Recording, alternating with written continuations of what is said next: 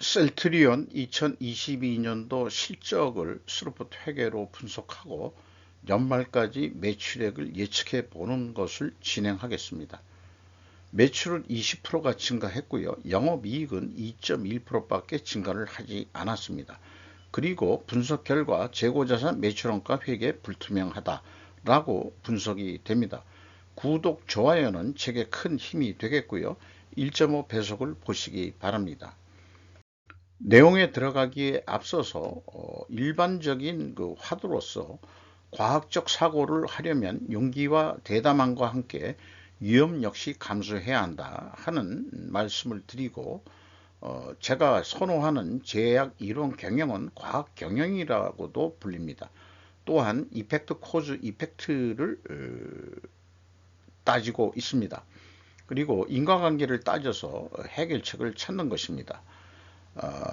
현재 스루풋 실전 분석은 한국 내에서는 제가 유일하게 해서 소개를 하고 있고요. 현재로서는 광야에서 외치는 목소리라고 할 수 있겠습니다. 우측에 정리된 내용은 한번 화면을 정지해서라도 천천히 읽어봐 주시면 대단히 감사하겠습니다. 먼저 원가회계 손익으로서 매출이 1조 9,375억 원을 달성해서 19.9% 거의 20% 증가했고요. 그런데 가공비 배부 재고자산이 5% 감소했습니다. 매출 원가가 53.4% 크게 증가해가지고 매출 총액이 감소했고, 판매관리비가 25.3% 증가해서 영업이익은 6,189억 원으로서 13.7% 감소했습니다. 영업이익률로는 12.4%가 하락을 했습니다. 스루풋으로 분석한 결과는 매출에 비례하는 매출 재료비는 83.1%가 증가해가지고 이것으로만 봐서라도 원재료 가격이 크게 상승했을 것이라고 1차 추론을 해볼 수 있겠습니다. 스루풋 금액상으로는 12.7% 증가했는데 스루풋률로는 5.4%가 하락을 했습니다.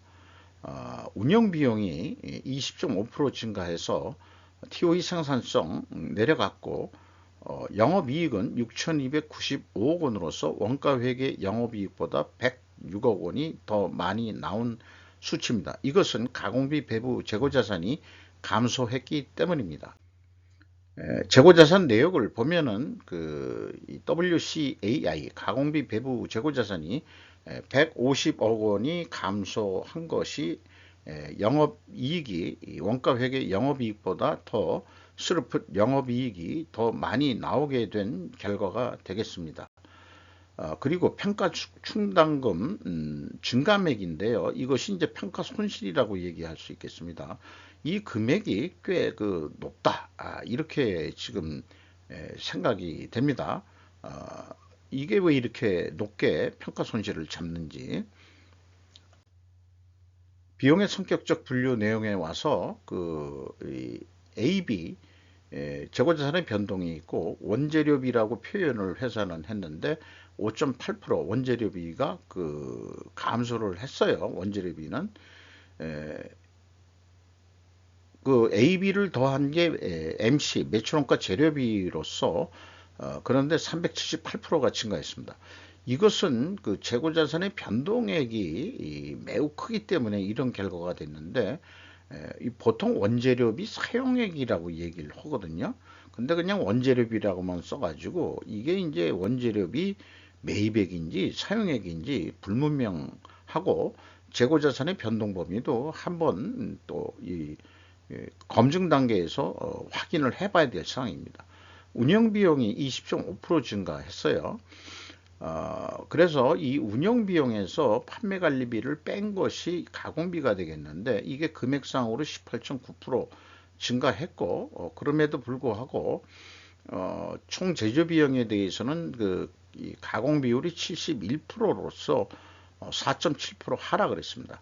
그러면 원재료 재료비 가격이 4.7% 증가한 셈인데, 이것을 봐서라도 원재료 가격이 상승했다라고 2차에서도 추론을 해볼 수 있겠습니다. 재고자산 매출원가 회계 투명성 검증 3단계로서 PQ 총 제조 비용의 갭은 이 PQ 생산 재료비의 갭과 일치하는 금액이고, 그것은 원인은 가공비 배부 재고 자산의 변동 범위와 비성분 회사가 제시한 1681억 원과의 차이가 되겠습니다. 근데 이게 무엇인지는 추적할 단서를 찾질 못했습니다. 2022년도 거를 해석을 하면은 이 마이너스 149억 원으로 되어 있는 것이 비성분에서는 플러스로 표현이 되어야 되거든요. 그러면 그 비성분이 이 1531억 원이나 더 많게 됐기 때문에 매출 원가를 증가시켜서 매출이익이 적게 나오도록 유도를 했다. 이렇게 이제 생각이 됩니다. 그러나 매년 그 지속적 갭이 있다면은 분명히 뭔가 특별 원인이 있을 것인데, 외부에서는 도저히 이 내용이 무엇인지 저희는 찾을 수가 없다는 게 문제가 되겠어요. 그만큼 불투명하다 이렇게 말씀드릴 수 있겠고요. 마지막 3단계로서 현금 흐름표 기준으로 따지더라도 최종 갭2 차이가 납니다. 이걸 현금식으로 읽어보면은 현금이 1252억 원이 나갔다면 재고가 1252억 원이 증가해야 되는데 387억 원뿐이 증가를 안 했어요. 그러면은 865억 원의 현금이 어디로 날라갔다. 그게 뭐냐고 물으면은 재고자산 평가 손실이 574억이요. 그래도 290억의 현금은 어디론가 날락한 겁니다. 이게 매년 이런 식으로 펑크가 나고 있는데, 이게 이런 게 있으면서도 어떻게 그 회계 감사가 패스가 되는지 제 수준으로서는 전혀 이해할 수가 없겠습니다. 또한 회사가 그 구두로 설명한 매출원가에 포함된 재고자산 원가라는 이 금액이 어느 선인지 비성분 쪽에서도 좀 인식하기가 어렵고, 다만 매출원가로 인식된 재고자산 평가손실액은 현금 흐름표에 나와 있는 금액과 일치를 합니다만은 재고자산 명세에 의해서 뽑은 금액하고 또 이렇게 그 차이가 있습니다. 이렇게 1단계, 2단계, 3단계 언클리어하게 그 검증이 되지 않습니다. 이런 거를 다르게 표현하면 분식회계를 했다라고 얘기하는데, 그냥 그 회계 불투명하다 이렇게 이제 제가 이 겉표지에는 그렇게 썼죠. 운영 비용에 와서 인건비가 2,127억 원이 집행이 돼서 전년보다 5.2% 증가했는데요. 직원 수는 56명이 증가했고, 인당 평균 임금이 9,400만 원으로 산출이 됩니다. 2.6% 인상이 된 거고요. 인당 평균 매출액도 16.9% 증가했습니다. 그리고 용역비가 25.5% 증가했고요. 그 다음에 그 서정진 씨가 회장으로 있었는데 물러나고 그 서진석 씨가 1984년생이면 아마 자제분인 것 같은데, 이 사람이 이제 그 회장이라고 안 그러고 의장이라고 타이틀을 들고서 들어왔고, 기우성 씨라는 분이 그 대표이사로 되어 있었는데 부회장으로 승진을 하고 역시 대표이사를 겸직하고 있습니다. 경영평가지표로서 그 WCAI 가공비 배부 재고자산 회전율이 3.7회전으로 상승을 했어요. 그런데 스루픈율은 5.42% 하락을 했습니다. 이렇게 역방향이면은 분식회계 개연성 가정을 세웁니다. 회사가 이를 반증하려면 원자력 가격 하락과 판매 가격 하락으로 입증해야 됩니다. 그러나 1차, 2차 그 추론에서 인상이 됐다고 인식이 되는데 모순된 반증 추론이 나오기 때문에 이 반증을 위한 길도 그렇게 용이치가 않습니다. 또한 필연적으로 존재할 결과로서 이 투명성을 입증을 하려고 그러면은 수량으로 회전율을 산출해서 비교해 보면은 회전율이 상승하지 않았겠느냐 이렇게 이제 그 희망을 해보는데, 이것도 외부에서는 확인할 방법은 없습니다. 뭐 나머지 그 평가 지표들은 참고를 해주시고요. 그리고 매출 채권이 1.4회전밖에 안 됩니다. 1년에 요게 보면은 수급 기간이 한 8.6개월 정도 걸린다는 얘기예요.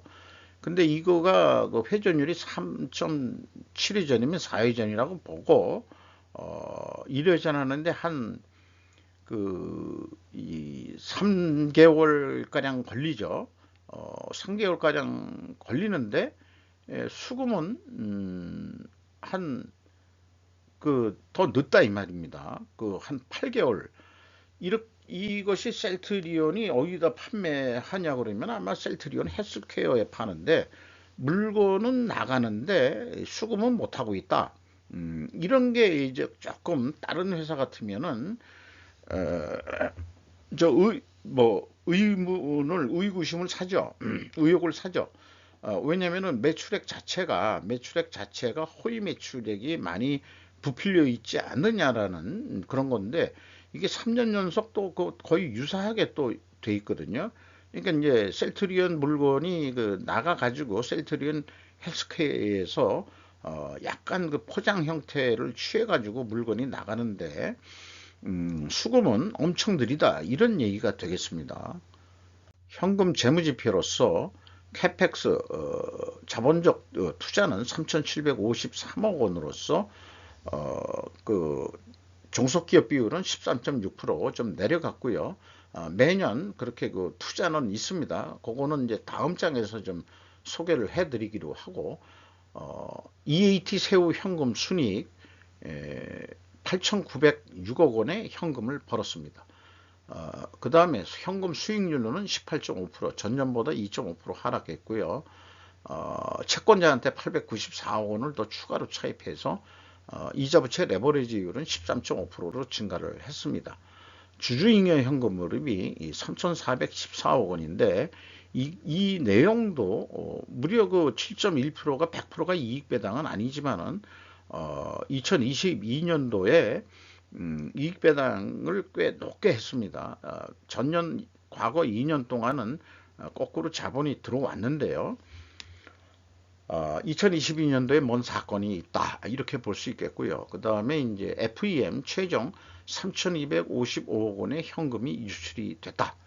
이렇게 말씀드릴 수 있겠습니다. 그 다음에 CBRR 현금 범퍼율은 40%로서 크게 내려갔습니다. 그리고 이익 잉여금률은 359%로서 35.8%가 증가를 했습니다. 캐펙스 자본적 투자에 핵심적으로 돈이 투자된 것을 보면은 종속기업 투자는 그렇게 늘어난 건 없고요. 유형자산에 698억 원이 투자가 됐고 무형자산 뭐 영어로는 intangible asset라고 보통 얘기하는데 1조 3천억이나 투자가 됐습니다. 매년 이렇게 1조 원가량의 무형자산 투자가 있는데 이게 제품 개발하기 위해서 항상 이렇게 하고 있는 건지 상당히 계속 무형자산 쪽에 투자를 하고 있는데 참 독특한 투자를 하고 있군요. 그리고 이 주주잉여 현금 흐름이 현금 배당이 1,025억 원이 배당이 됐습니다. 그리고 나머지 것들 내용이 있는데요. 주식 매입은 매년 행하고 있고 그래서 3,414억 원이 주주한테 돌아간 금액이 되겠습니다. 그리고 거기에 또 하나 셀트리온의 특징 중에 하나는 주식 배당이라는 것을 하고 있는데 요거는 이 직원들한테 하는 게 아니고 일반 주주들한테 주식 배당을 하는 것 같은데 이익 배당도 하면서 금액은 뭐 작습니다만 매년 또 이렇게 해가지고 발행 주식이 계속 변동하는 그런 형태의 자본 거래 관리를 하고 있는 것이 셀트리온의 또 특징이기도 하겠습니다. 그래서 어디 뭐 전에 어떤 언론 뉴스나 이런 거를 보든가 그렇게 했을 때 왜 2022년도에 그렇게 현금 배당액이 그렇게 많아졌느냐 이런 거를 보면은 아마 외국 투자 기관에 압력이 있었지 않았겠느냐. 이익 배당이라는 거를 받기 위해서 우리가 너희들한테 투자하는데 뭐 주식 배당 쥐꼬리 많게 하고 그 다음에 자기 주식 매입을 해서 비싸게 사준다 해서 그게 주주들한테 인기를 얻는지는 몰라도 외국 기관 입장에서는 그런 것보다도 우리는 이 돈을 달라 라고 얘기를 하지 않았을까, 그렇게 저는 추정을 합니다. 뭐 추정이 안 되면은 이 소설 그렇게 상상을 해 봅니다. 2022년도 실적을 가지고 2023년도 변수만큼 반영을 해서 본다면 한 2조 원가량 하지 않겠느냐. 그러면은 계획할 때는 한 7천억 남는 거로 되는데 실적이 한 6,188억 원이니까, 근데 2조 원의 계약이 되면은 한 6,372억 원 된다. 작년보다는 더 이익이 나야 되지 않겠냐. 그래서 또 노력을 5% 정도 더해서 2조 1천억 원을 한다면은 한 7천억 원 정도 계획한 만큼 나올 수 있을 것이다. 이렇게 되는데, 이 경우 재고가 5% 감소한다는 전제를 깔았습니다. 그래서 그 예상보다는 5% 정도 매출액이 증가하면 1천억 원이나 매출액이 증가를 시켰는데, 이익은 그 기대만큼은 많이 안 오르는 거로 그렇게 표현할 수 있겠습니다. 반대로 재고를 매출을 더 안 일으키고 재고를 늘리기면 어떻게 되느냐? 6,372억 원 이익이 6,659억 원으로 이익이 늘어납니다. 일반적으로 다른 데 얘기할 때는 이제 감소적으로 비교를 했는데, 이렇게 이제 실질적으로는 재고가 감소를 했는데 계획만큼 이익이 안 나니까 이 재고를 이렇게 늘리면은 이익이 증가한다. 이것이 이제 원가 회계의 문제점이고, 여기에 우리는 중독되어서 살고 있고 암과 같은 그런 것들이다 라고 그렇게 그 좀 비판적인 비유를 해보는 거죠. 그래서 스루프 관점으로 본다고 한다면은 이게 이제 그 두 가지 이 옵션을 생각을 합니다. 하나는 운영 비용을 기준해서 예측을 해보는 거고요. OE가 21% 증가한다고 봤고 영업이익은 2%밖에 증가 안 한다고 봤을 때 전망은 2조 한 2천억 원 정도 되는데, 매출 재료비가 그 증가한 만큼 저기 2023년도 증가한다고 봤을 때 매출액은 무려 3조 5천억이나 됩니다. 일반적으로 이렇게 큰 괴리가 있는 경우는 없습니다. 제가 만들어 놓은 그 알고리즘이 그렇게까지는 아니거든요. 그래서 제가 생각할 때는 그게 뭔가 이상하다 이 말이에요. 아까 그 재고자산 회계 투명성 3단계 검증 과정에서도 그 괴리가 너무 크기 때문에 갭이 그런 것 때문에 이런 그 계획도 그렇게 그 오차가 나는 게 아니겠느냐, 이런 생각이 들고요. 그럼에도 불구하고 좀 현실적으로 그 원가 회계하고 좀 그래도 유사한 방향으로 한다 그러면은 어, 2조 1천억 원대로 제한을 할 수밖에 없겠다. 내부적으로. 그럼 2조 원가량을 계약이 원가 회계상으로는 이 경영주한테 2조 원까지 사업 목표를 해보겠다. 라고 하면은 이익은 4,558억 원으로서 좀 생각보다 좀 적게 나오니까 문제가 있지 않느냐. 그러면은 재고 회전율이 낮으니까 4회전까지 9.5%좀 증가시켜 보면은 2조 1,897억 원 정도 해가지고 영업이익은 6,137억 원, 이 정도 나올 것으로 그 스루풋은 예상하고 있습니다. 주가는 16만 3,400원으로서 2,900원 증가 상승했습니다. 그리고 장부 가격 대비 540% 선입니다. 주주 내역을 보면은 셀트리온 홀딩스가 20.04%, 국민연금공단이 7.6%, 외국인이 모건 스탠리, JP 모간 등이 눈에 띄는데 20.5%를 가지고 있어요. 그러니까 최대 주주만큼 보다도 더 가지고 있다는 얘기죠. 그러니까 경영 압력을 줄 수 있는 충분한 그런 게 되기 때문에 외국 투자 기관 중에서 제일 많이 투자한 그런 어떤 기관들이 총대를 메고 서신을 보내서 보통 직접 안 찾아간다고 그래요. 매일 한번 던지면은 그게 아주 무서운 거라고 그러더라고요. 그동안에 쭉 봤는데 당신들 너무한 거 아니야? 뭐 이러지 않았겠느냐 뭐 이렇게 좀 생각이 들어요. 그리고 셀트리온 홀딩스의 최대주주는 서정진순으로서 거의 독식으로 가지고 있습니다. 97.19% 지분을 가지고 있습니다. 이상 셀트리온 2022년도 실적을 스로프트 회계로 분석하고 2023년까지 매출액을 예측해 봤습니다만은 예측이 합리적으로 잡기가 어렵다는 얘기고요. 그 다음에 회계 불투명성을 언급을 하지 않을 수 없습니다. 마치도록 하겠습니다.